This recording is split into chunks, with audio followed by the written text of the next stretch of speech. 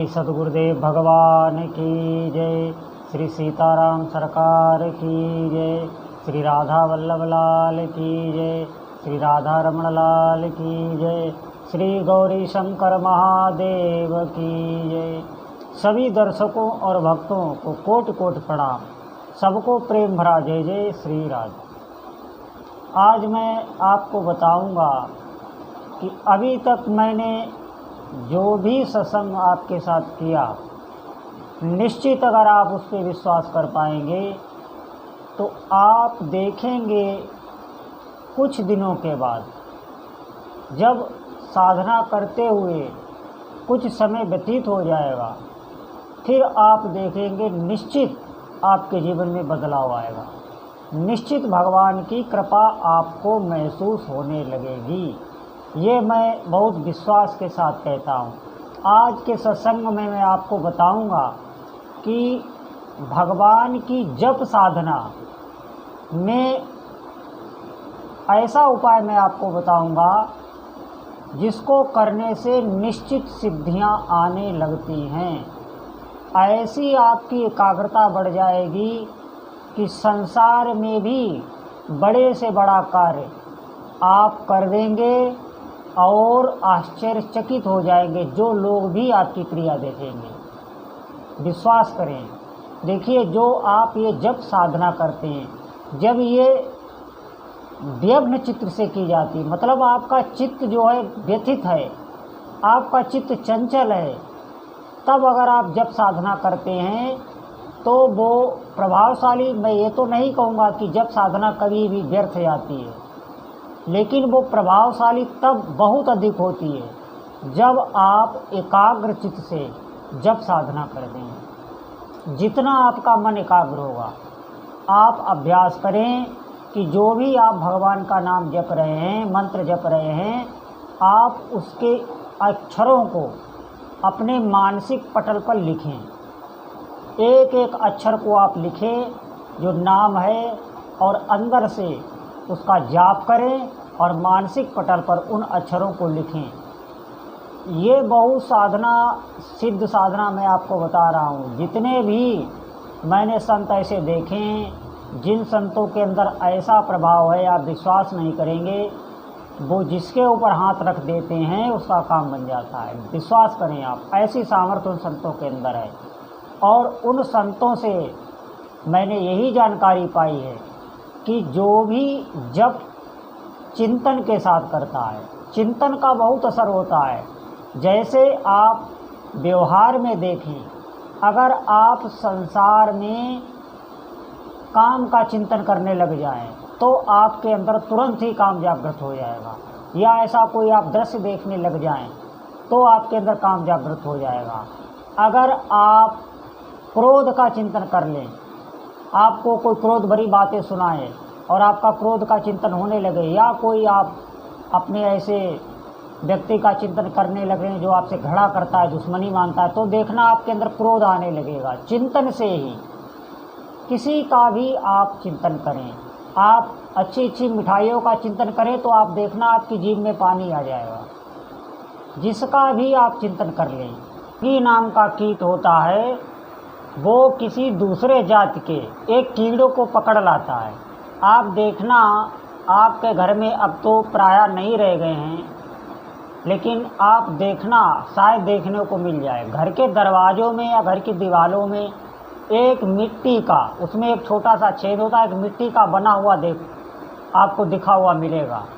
ये एक जैसे मधुमक्खी होती है, ऐसे ही डंक मारने वाला एक भृंगी नाम का कीड़ा होता है, भूं करके ऐसे आवाज़ करता रहता है। वो एक दूसरे जाति के कीड़े को लाके उसमें बंद कर देता है और उसके बाहर से बराबर आवाज़ देता रहता है अपनी। तो वो कीड़ा, आप समझें, वो भयवश उसका चिंतन करता है, क्योंकि वो भय में रहता है, भयवश उसका चिंतन करता है, और वो कीड़ा ही कुछ दिन बाद भृंगी बन जाता है। ये एक सत्य घटना है। आप इसे व्यवहार में कहीं ढूंढ के या संसार में हम लोगों ने तो बहुत देखा है, आप देखना। निश्चित मैं आपको सत्य कहता हूँ, ये चिंतन का असर है। संसार में जब हम किसी ऐसी वस्तु का चिंतन करने लगते हैं तो उसके भाव आने लगते हैं।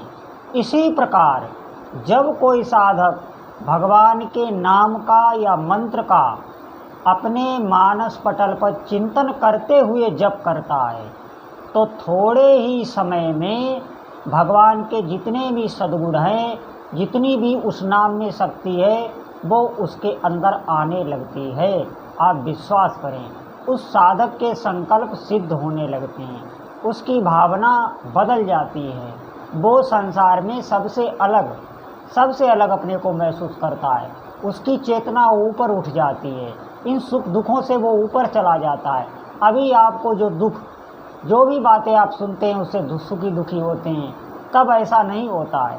आप करके देखें, अगर वास्तव में आप इस संसार से, इस भयावह संसार से अगर आप यहाँ रह के और सोच रहे हैं कि मैं यहाँ संसार में रहते हुए सुखी रह पाऊँ, मेरी चेतना ऊपर रहे, मैं संसारिक सब कार्य करते हुए योग में स्थित रहूँ, प्रसन्नता में रहूँ, तो आपको भगवान के नाम का या जो भी मैंने उपासना में मंत्र बताए हैं, दृढ़तापूर्वक आपको पकड़ लेना है, निरंतर आपको जाप करना है। जितना आप जाप कर ले जाएंगे उतनी जल्दी आप सिद्ध हो जाएंगे। भगवान का नाम या मंत्र जब सिद्ध हो जाता है तो निश्चित मानिए वो साधक सबको आकर्षित करने लगता है। जैसे फूल में जब सुगंध आती है तो भंवरे आ जाते हैं, मधुमक्खी आ जाती है, उसी प्रकार जब साधक सिद्ध होता है तो अपने हाथ सभी वैभव, जितने भी संसार के वैभव हैं, सब उसके पास आने लगते हैं। आप विश्वास तो करें। देखिए, अगर हमारी बुद्धि हमेशा तर्क में लगी रही, अगर हम इन साधनों पर विश्वास नहीं कर पाए और हम अपने उसी संसारिक राग द्वेष पूर्वक कार्यों में लगे रहे, निश्चित मानिए एक दिन आपका ये शरीर भी छूटेगा, एक दिन आपकी ये इंद्रियां भी आपको धोखा देगी, आँखों से देखना बंद हो जाएगा, कानों से सुनना बंद हो जाएगा। किसी को तो ये मौका तक नहीं आता, बीच में ही ऐसा कोई रोग लग जाता है, उनका शरीर नष्ट हो जाता है। बिल्कुल निश्चित मानिए हम लोग माया के अधीन हैं और हम लोग भ्रमवश जी रहे हैं।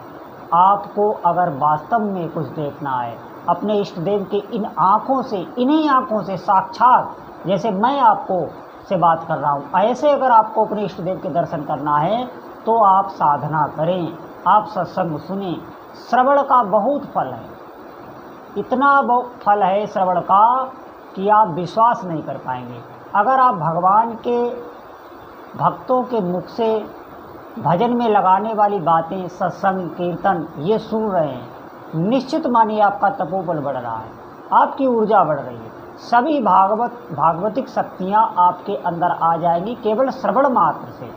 श्रवण से ही वो ऊर्जा ऐसी आती है कि हम भगवान के जप में लगते हैं, भगवान की भक्ति में लगते हैं, अपने इष्ट देव को लाड़ लड़ाने लगते हैं, अपने इष्ट देव में आसक्ति हो जाती है।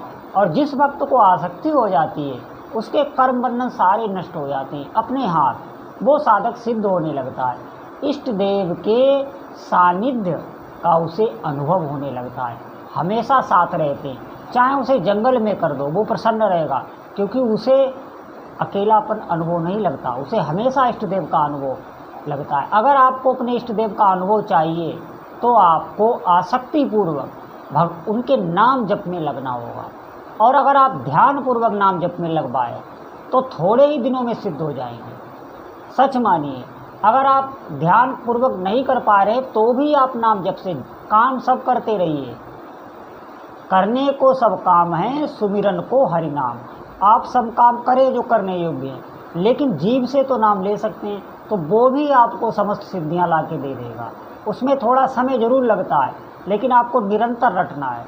निश्चित मानिए ये दो तरीके हैं, एक तो काम करते हुए भगवान का नाम या मंत्र स्मरण करना, और एक बैठकर ध्यानपूर्वक अपने मानस पटल पर एक एक अक्षर लिखते जाना और जप करते जाना। ये बहुत सिद्ध प्रक्रिया है। इन दोनों में से जो भी आपको उपयोगी लगे आप कर सकते हैं। थोड़े ही दिनों में देखेंगे आपका जीवन ही बदल गया, आपका जीवन ही बदल जाएगा। निश्चित आप विश्वास करें। किसी भी आप अवस्था में हो, आप नौकरी कर रहे हो, आप छात्र हो, आप गृहस्थ में हो, गृहस्थी के कार्य कर रहे हो, आप खेती किसानी कर रहे हो, आप धार्मिक हों, साधना कर रहे हैं, कोई भी आपका क्षेत्र हो, आप जप का अभ्यास कर सकते हैं, कार्य भी कर सकते हैं, जप का अभ्यास भी कर सकते हैं। और अगर आप टालते रहेंगे तो सच बता रहे हैं, कहने सुनने में सरल है, करना बहुत कठिन है। और जो भी साधक इसमें लग गए, निश्चित मानिए उनका भला हो जाएगा, 100 में 100% उनका भला हो जाएगा। ये इतनी बड़ी साधना है, ये बहुत बड़ी साधना है, इसका कोई अंत नहीं है, इसका कोई व्याख्यान भी नहीं कर सकता। लेकिन कहने सुनने में इतनी सरल है कि साधकों को इस पर विश्वास नहीं होता। तो आप विश्वास करिए, दृढ़तापूर्वक आज से पकड़ लीजिए, आपको भगवान नाम जप करना है अधिक से अधिक। और कोई भी आपसे धार्मिक कार्य भले न बन पाते हों, आप बिल्कुल निराश ना होइए, आप सुबह से शाम तक नाम को पकड़ने की कोशिश करिए। भगवान आपका मंगल करें, आपको भक्ति प्रदान करें, शक्ति प्रदान करें, नाम जप में आपकी रुचि हो और आप आगे बढ़ें। फिर देखना आपका जीवन कैसे आनंद में होता है। बोलो जय जय श्री सीताराम।